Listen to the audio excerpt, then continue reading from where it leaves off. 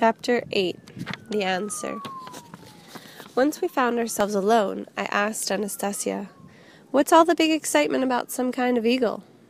"The eagle will be very much needed for our little one," she answered, "for our baby, Vladimir." "To play with?" "Yes.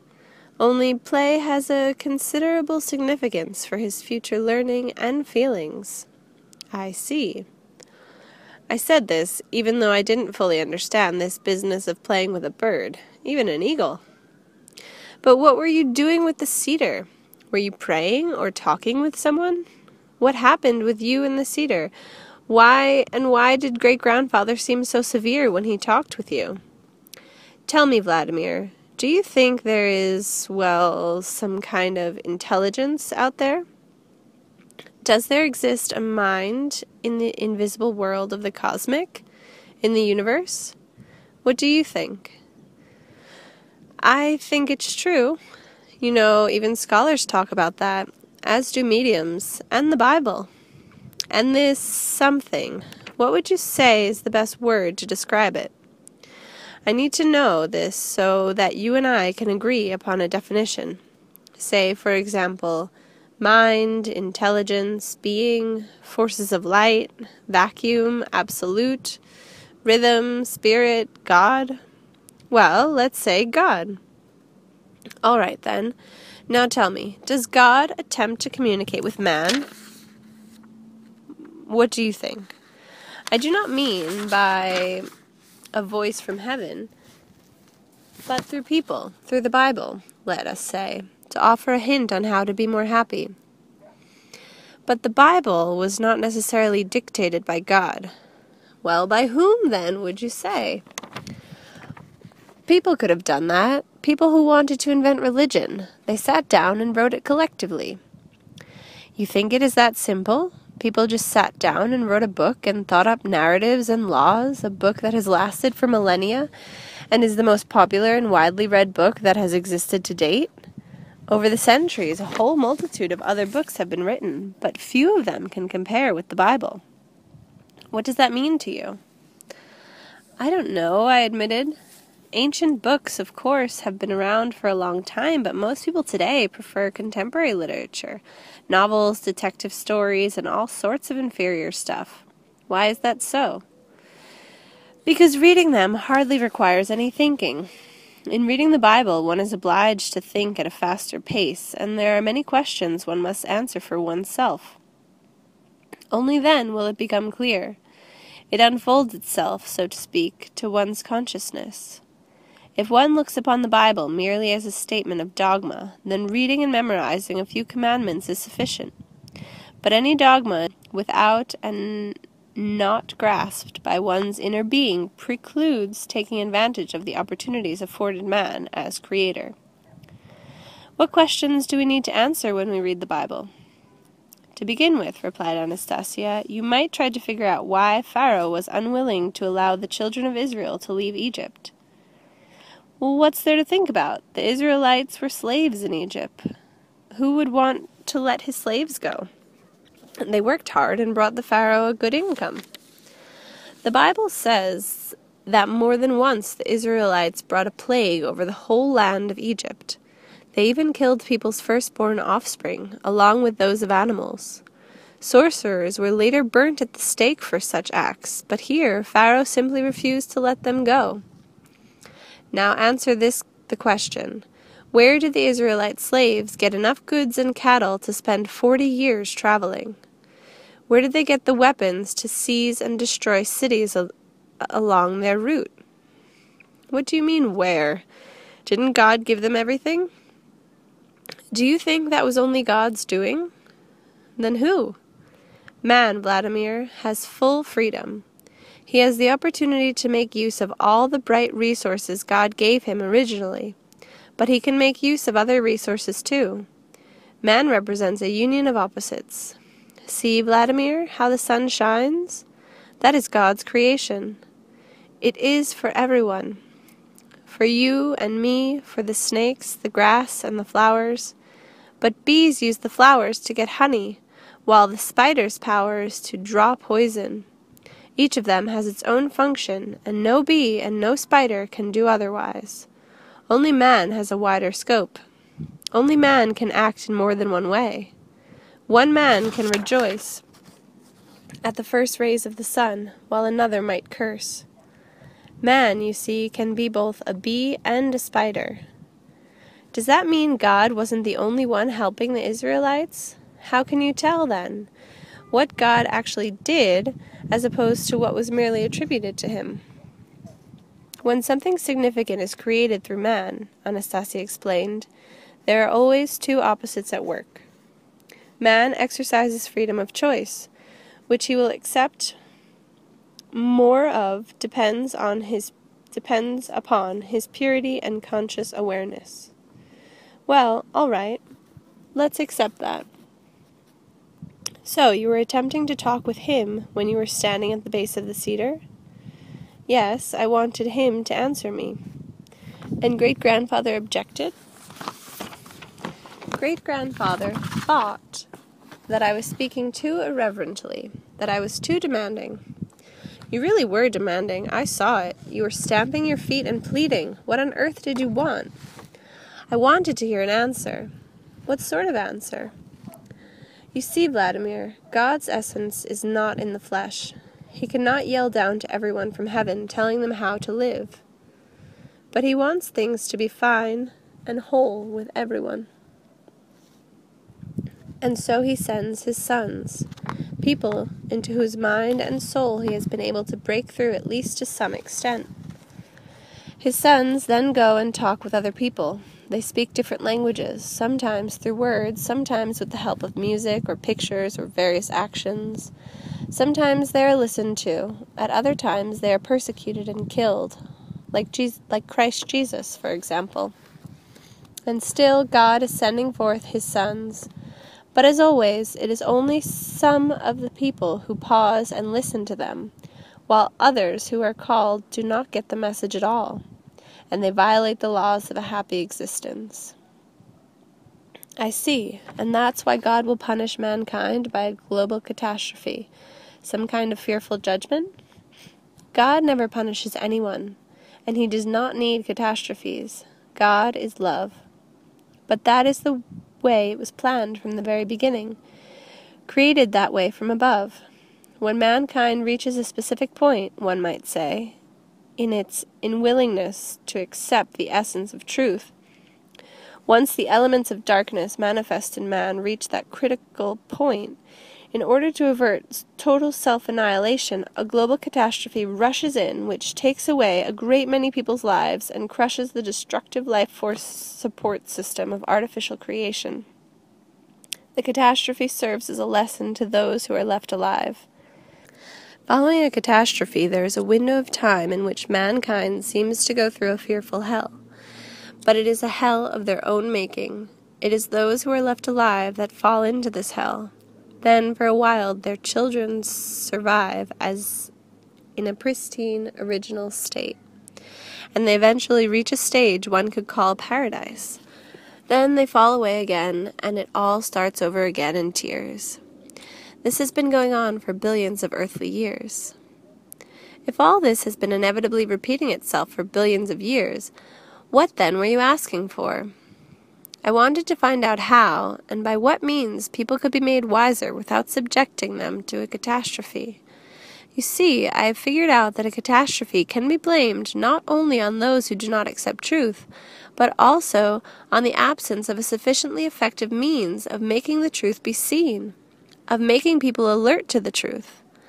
I was asking him to find such a means, to reveal it, either to me or someone else, to whom I feel it is not really important. What is important is that it is there to be seen, and that it works. And what did he tell you? What kind of voice does he have? Nobody can tell what kind of voice he has. His answer takes form, as it were, in man's discovery of a thought spontaneously occurring to himself. After all, he can speak only through his particle that is present in every man, and this particle is already relaying information to every other part of the individual with the help of the rhythm of vibration. Hence, the impression arises that man is doing it all by himself, though man himself can actually do a great deal.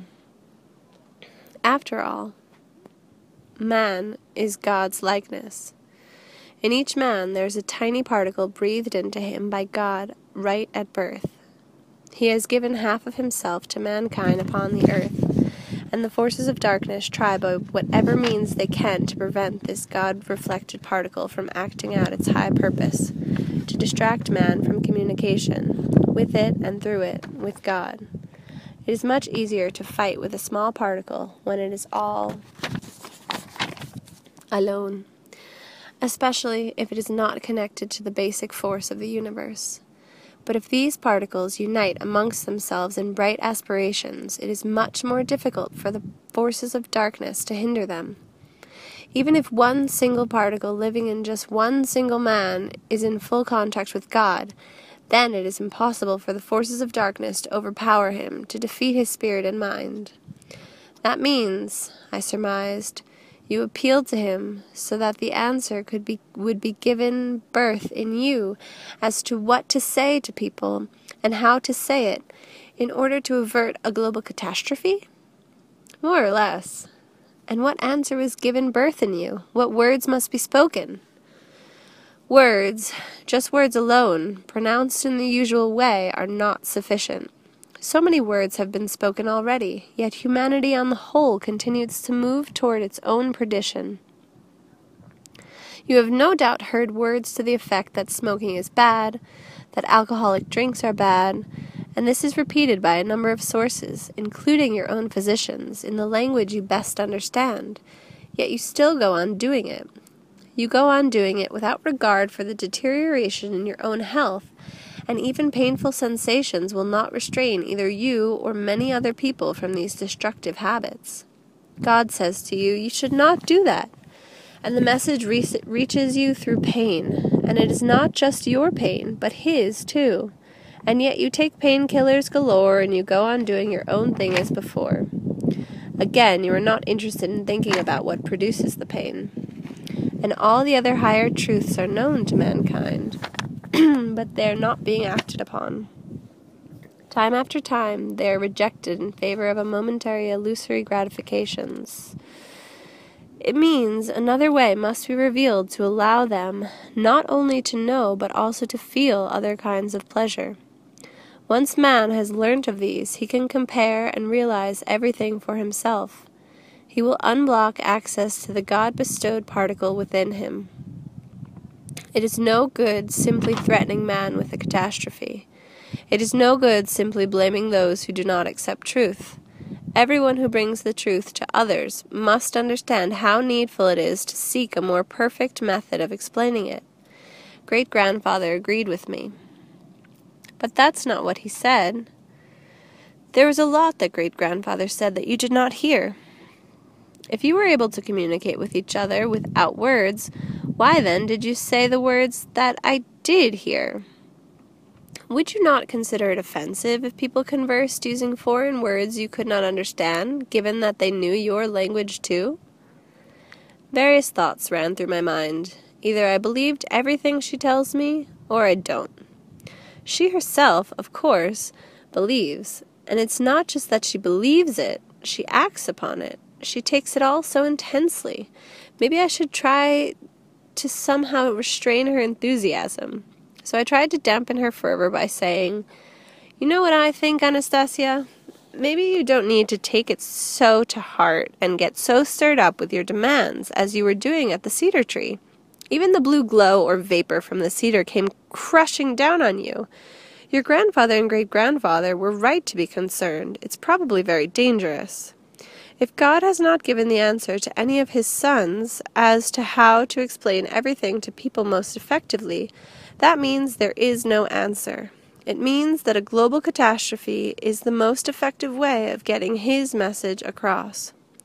Maybe he's even annoyed with you for poking your nose in too far, and will punish you so you won't do it again, just like your grandfather said. God is kind. He will not punish. But he isn't speaking to you either. Maybe he's not interested in listening to you, and meanwhile you're wasting so much energy. He is listening, and he is answering. What is he answering? Is there something new you know now? He has hinted at where to find the answer, where to search for it. He's hinted? To you? So where is it? In the union of opposites. What does that mean? It happens, for example, when two opposite extremes of human thinking in the Avatamsaka commentary merge into a new dynamic whole. This was behind the philosophies of Huayan and Qigong, which offer a world view even greater perfection, not unlike the models and theories in your modern physics. What was all that?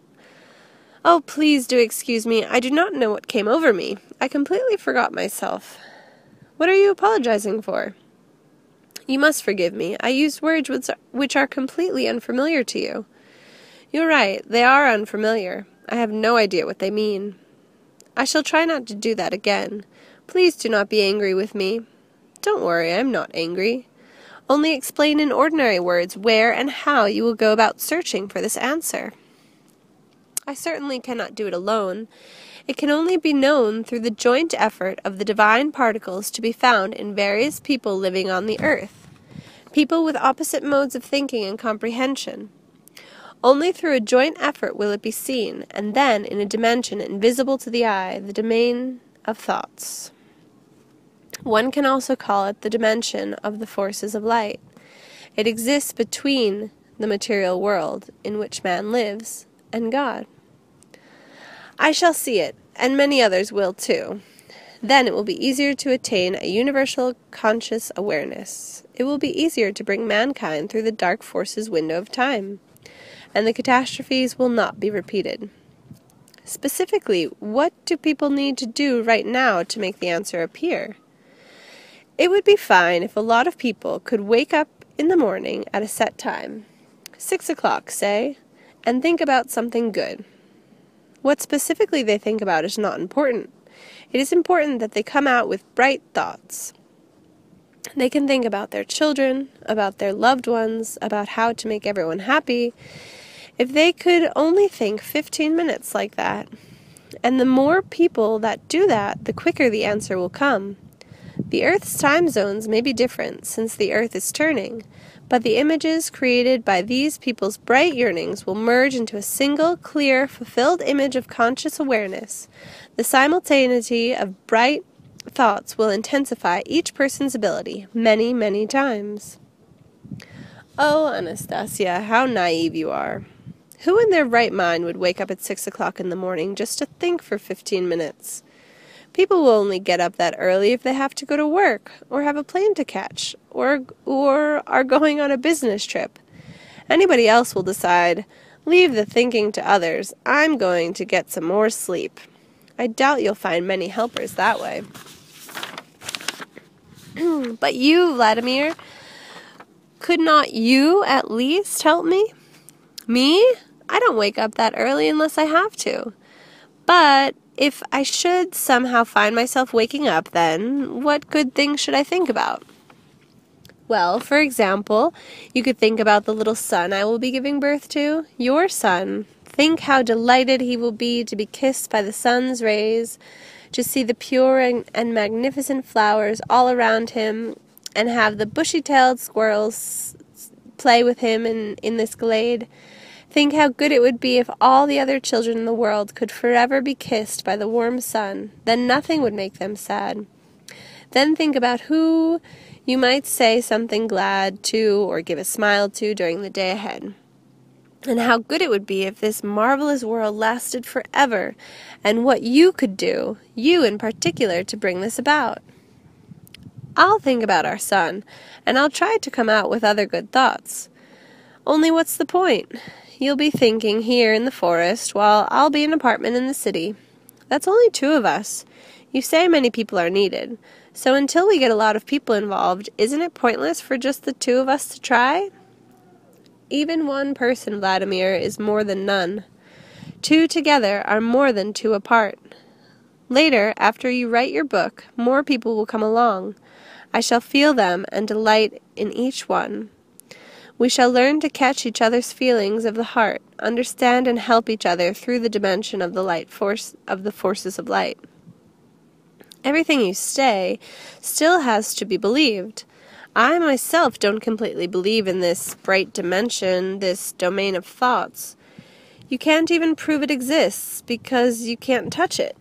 Yet your scientists have come to the conclusion that thought is something tangible. They have, but since you still can't actually touch it, it's not something you can get completely set in your mind. But when you write a book, people will be able to touch it. They can hold it in their hands like a materialized thought. Again, you're carrying on about that book. I've told you, I don't believe in it either. Even less in your claim that you, with the help of certain combinations of letters known only to you, can arouse feelings in the reader, bright feelings yet, that will help the reader make some sense of it all. I told you how it works. Yes, you told me, but it still doesn't make me believe. If I try to write, I shan't tell everything all at once. People will laugh at me. You know something, Anastasia. Can I tell you in all honesty? Yes, tell me in all honesty. Only don't be offended, okay?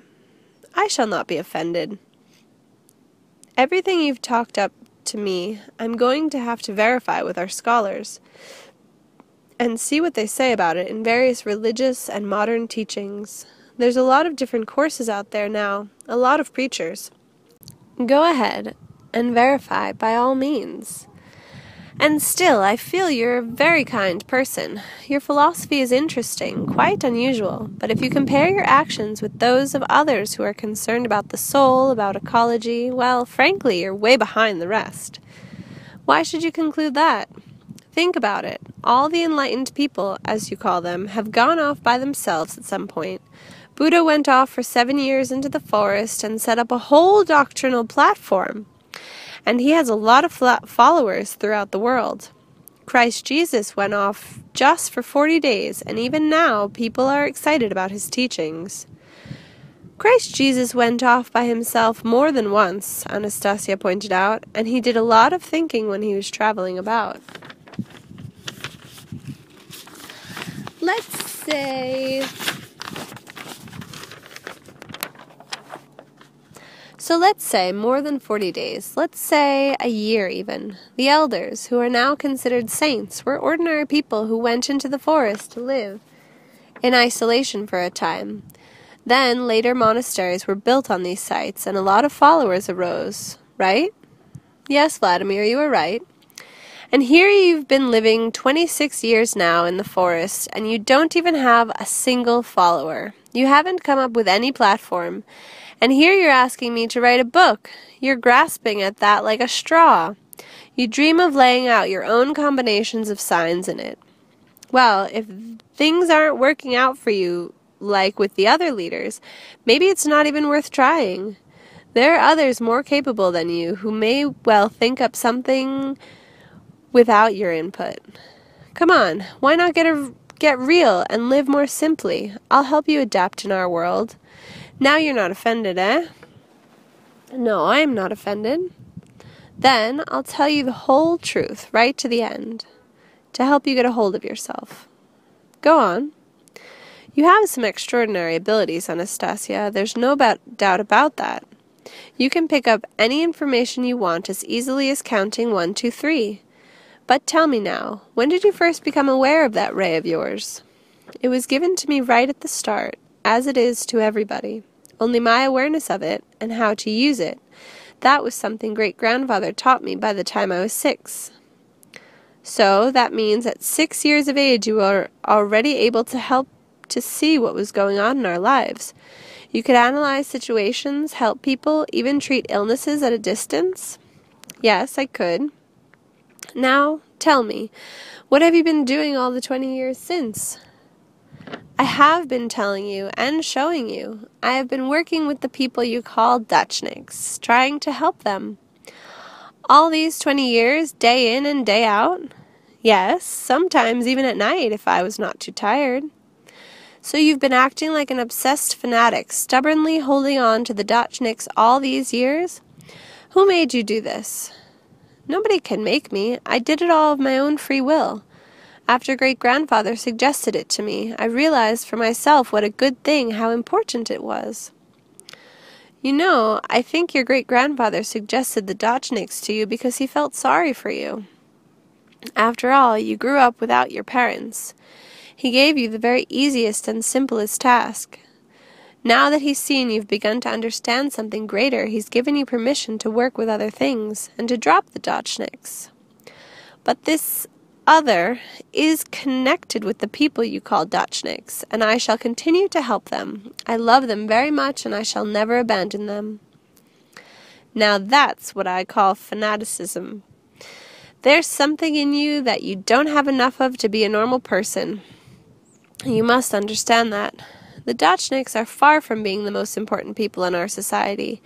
They have absolutely no influence at all over social development. Dachas and vegetable gardens, they're just small subsistence plots. It's where people go to relax after their hard work or when they go into retirement, that's all. You understand? That's it. And if you, with all your colossal knowledge and phenomenal abilities, are only interested in Dachniks, then you must have some kind of psychological disorder. I think I ought to take you to a psychotherapist. If you can get that disorder cured, then just maybe you'll really be in a position to help society. I very much want to help society. So then let's go. I'll take you to a practicing psychotherapist at a good private clinic. You yourself said a global catastrophe could happen. This way you'll be able to help ecological movements. You'll be able to help science. But I shall be an even greater help if I stay here.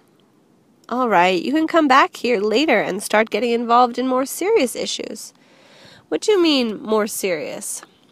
You decide. Probably something connected, for example, with heading off an ecological disaster or a global catastrophe.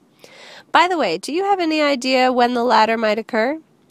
There are localized disasters happening even now in various parts of the earth.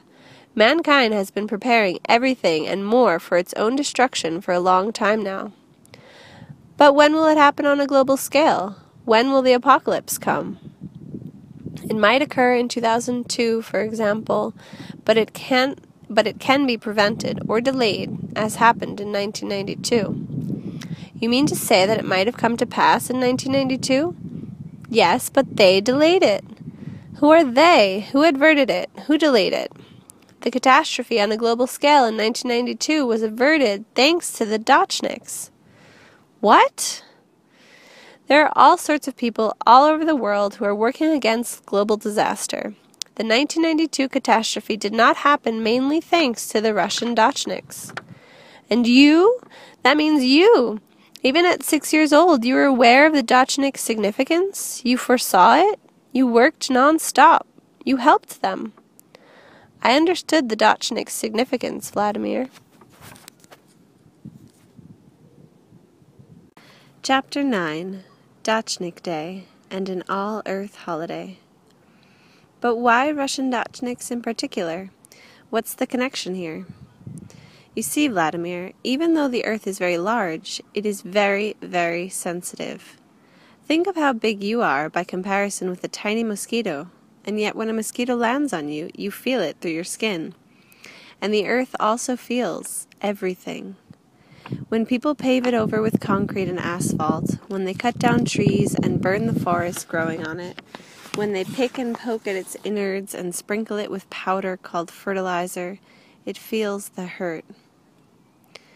And yet, still it loves people, as a mother loves her children.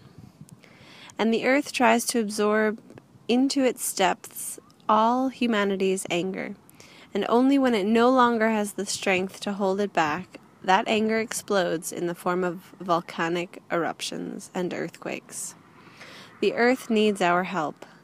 Tenderness and a loving attitude give it strength. The earth may be large, but it is most sensitive, and it feels the tender caress of even a single human hand.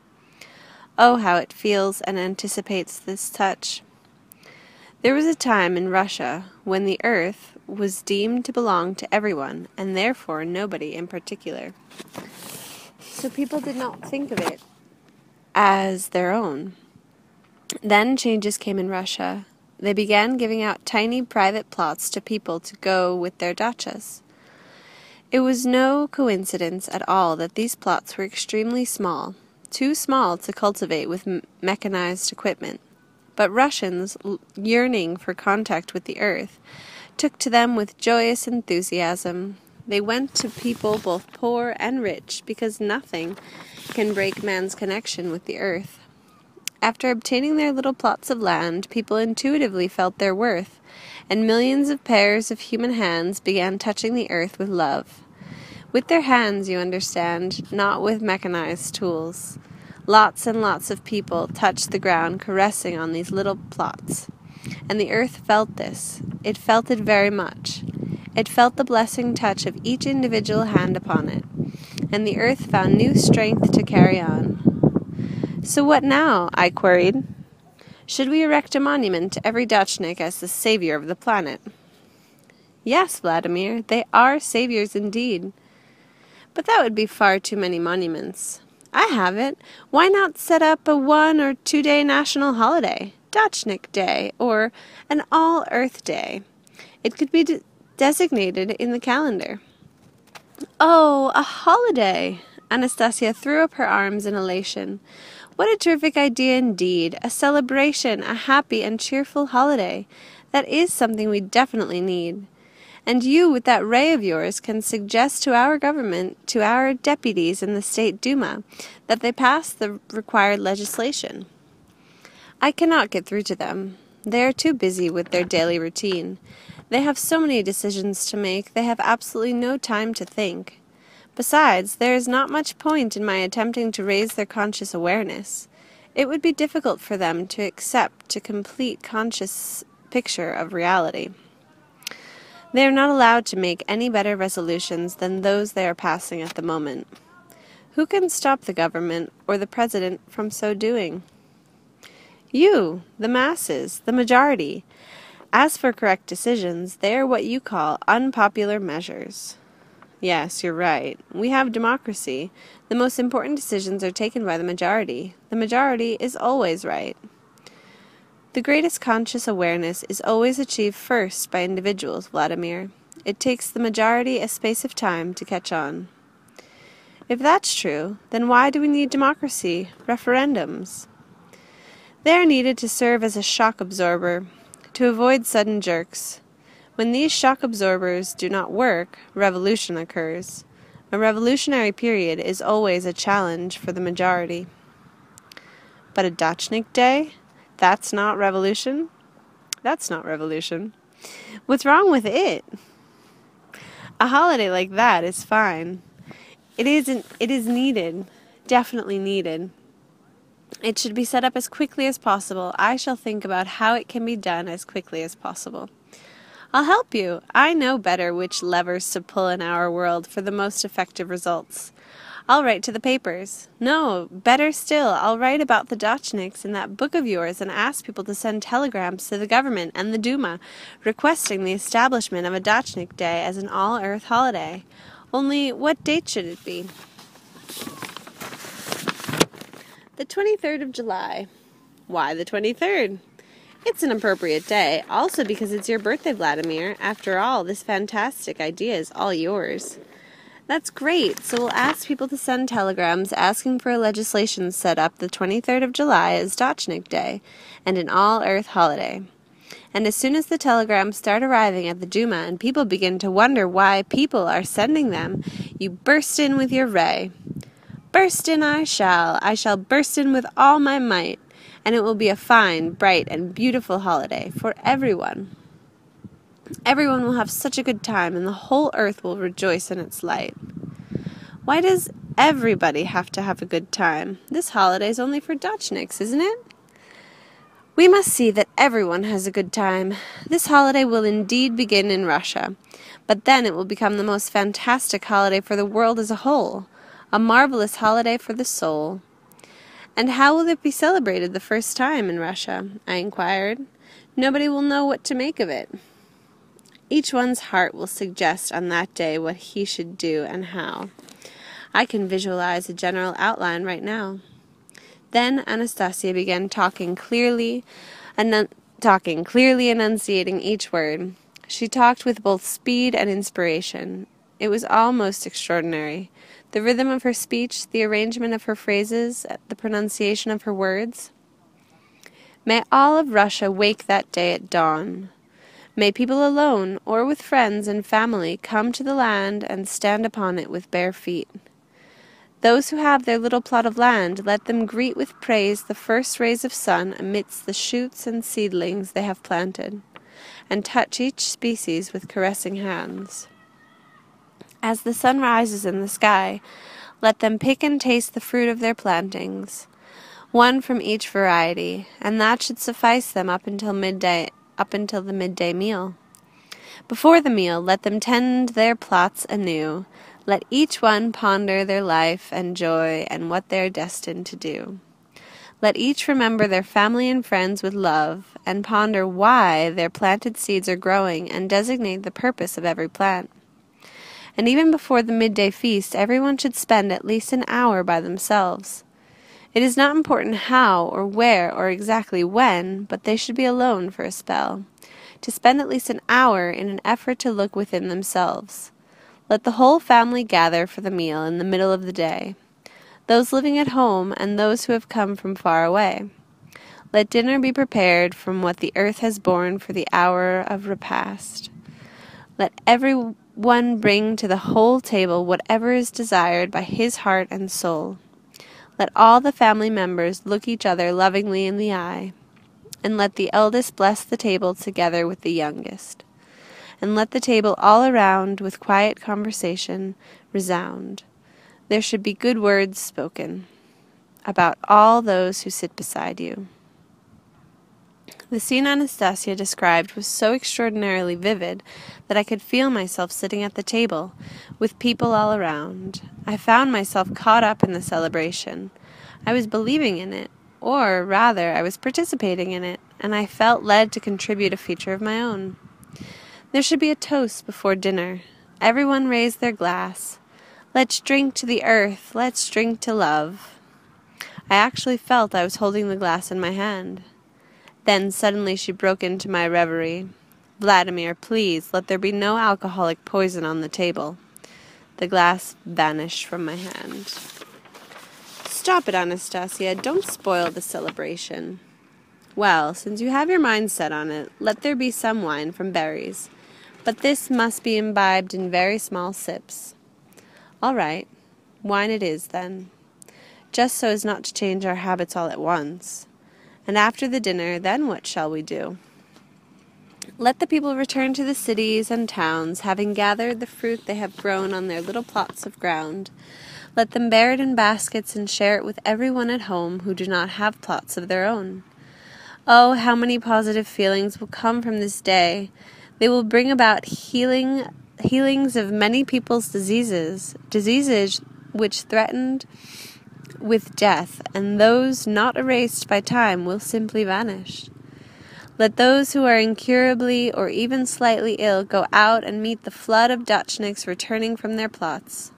The rays of love and of good, along with the fruits of their labors, will heal diseases. Look and see. Look at the city's main railway station, where floods of people are arriving with baskets of flowers. Look and see the people's eyes glimmering with kindness, joy, and peace. Anastasia was virtually glowing with radiance as she became more and more inspired with the idea of the holiday. Her eyes were no longer merely shining with joy, they were literally sparkling with the pale blue luminescence.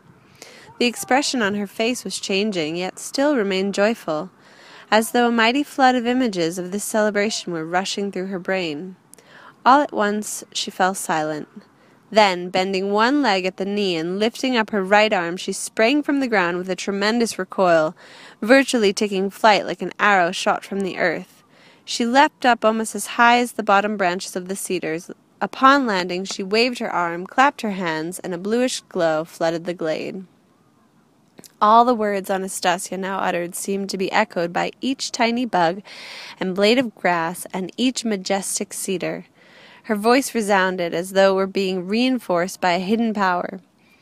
Even though her words were not that loud, it seemed as though they could be heard by every vein running through the unfathomable expanse of the universe. Mother Russia will greet crowds of guests on that day.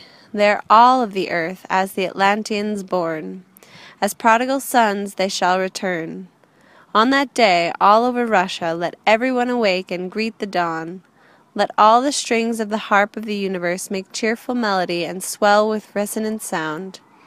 Let all the bards sing and tell with joyful tongue and play guitars in all the streets, in every yard around. And he is too old will once again be young, as many, many years ago. And I, Anastasia, will I be young once more? Both you and I, Vladimir, shall be young, and people will feel young for the very first time, and the old shall write letters to their children, and children to their parents, and infants taking their very first steps on the earth shall enter a better world of joy and mirth. And on that day no child shall feel insulted, for adults shall treat children as their equals. And all the gods on high will to the earth descend, and will commend themselves to take on simple forms. And God himself, the universal God, will be delighted. You may rejoice, too, in love, making all the earth so bright. Anastasia really was getting carried away with the images of the holiday. She was whirling around the glade in a fiery dance, becoming more and more inspired at every step. "Stop, stop," I cried to Anastasia, suddenly realizing that she was taking it all too seriously. She was not merely uttering the words. I now realized her every word and novel turn of phrase was actually a visualization. She was visualizing images of the celebration. And with her typical stubbornness, she would go on visualizing and dreaming about it until the dream turns into reality. Like a die-hard fanatic, she will dream. She will give her all to those Dachniks, just as she has done for the past 20 years. And I cried out to her, "What's going on? Don't you understand? All that stuff about a holiday, it's all just in fun. I was just teasing." Anastasia suddenly stopped in her tracks. No sooner did I catch a glimpse of her than I felt a big lump in my throat from the look on her face. Her face looked bewildered like that of a child. She looked at me with pain and pity as though I were an unremitting attacker. And almost in a whisper she started saying, "Vladimir, I took it seriously. I have already visualized it all. And to life's chain of events, people's forthcoming telegrams have already interwoven a link. The order of events will be broken without them. I have accepted your words, believed them, and brought them to pass. I perceived you were speaking of the holiday and telegrams sincerely. Do not take back the words that you have spoken. Just help me with the telegrams, so that I may, as you said, offer assistance with my ray." "Okay, I'll try. Only don't panic. Maybe it'll end up that nobody will even want to send the telegrams. There will be people who will comprehend. They will feel it in the government, and in your Duma as well. And a holiday there will be. It will arise. Time will tell. Look here." And once again, celebration images passed before my eyes. "There! I've written about it. Now you can go and do as your heart and soul dictates." In 1998, 1 year after this book was published in Russian, the governor of St. Petersburg, Vladimir Yakovlev, instituted a Gardener's Day, giving the residents of St. Petersburg and the surrounding region an additional day off to spend on their garden plots. Since then, this example has been followed by many regional authorities, and, while not yet instituted on the national level, the holiday is officially celebrated in dozens of cities and regions throughout Russia. The date of the holiday varies from region to region.